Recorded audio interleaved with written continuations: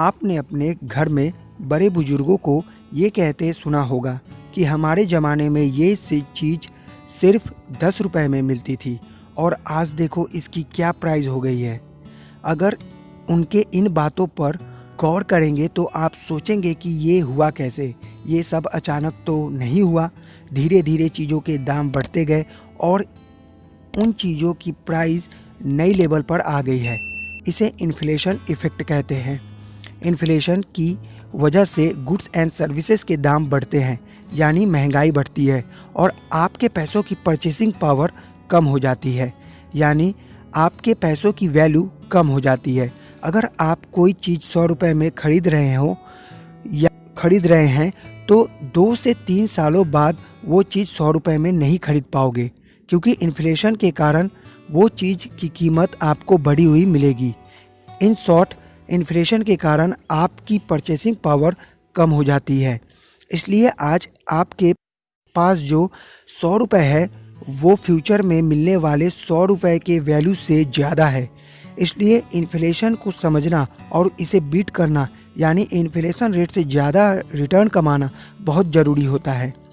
अगर आप अपनी सेविंग्स घर में रखोगे या सेविंग्स अकाउंट में रखोगे तो इन्फ्लेशन की वजह से उसकी वैल्यू कम होती जाएगी।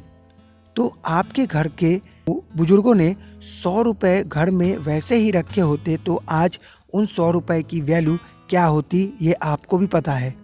आज के 100 रुपये की वैल्यू 40 वर्षों से पहले 100 रुपये की वैल्यू से कई गुना कम है।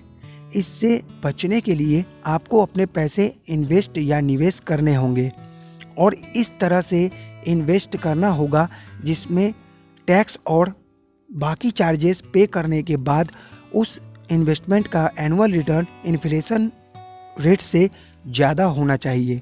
फॉर एग्ज़ाम्पल, अगर इन्फ्लेशन रेट लास्ट 5 ईयर्स का एवरेज करे तो 5.16% एनुअल इन्फ्लेशन रेट है, तो आपको इन्वेस्टमेंट से 6 to 7% का रिटर्न तो लेना ही होगा।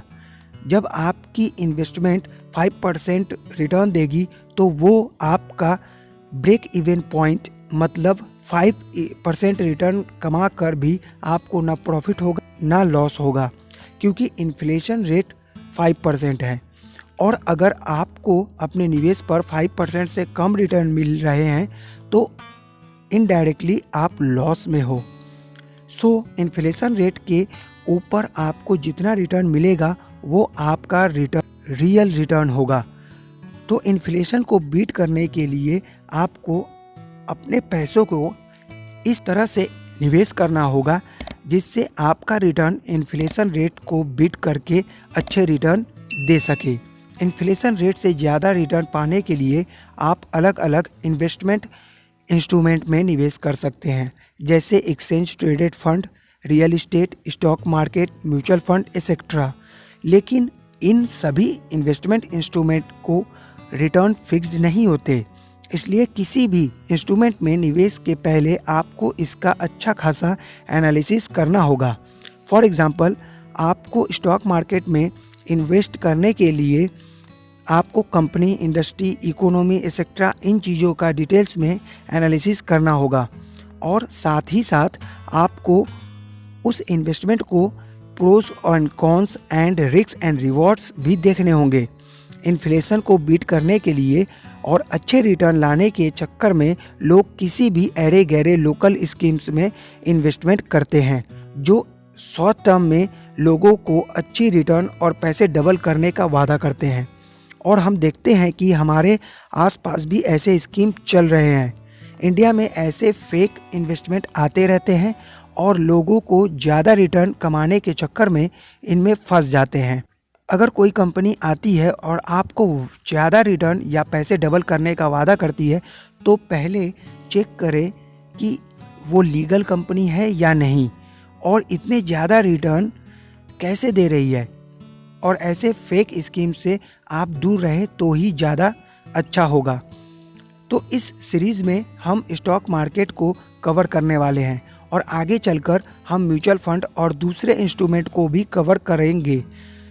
अगर आपको इस वीडियो सीरीज़ का स्टॉक मार्केट से रिलेटेड कोई सवाल पूछना है तो व्हाट्सएप करें 8001721705 पर। याद रखें, केवल व्हाट्सएप चैट ही करें इस नंबर पर। हमसे जुड़े रहने के लिए आप जागो इंडिया जागो चैनल को सब्सक्राइब कर लें और बेल आइकन को प्रेस कर दें ताकि आपको हर वीडियो की नोटिफिकेशन मिलती रहे।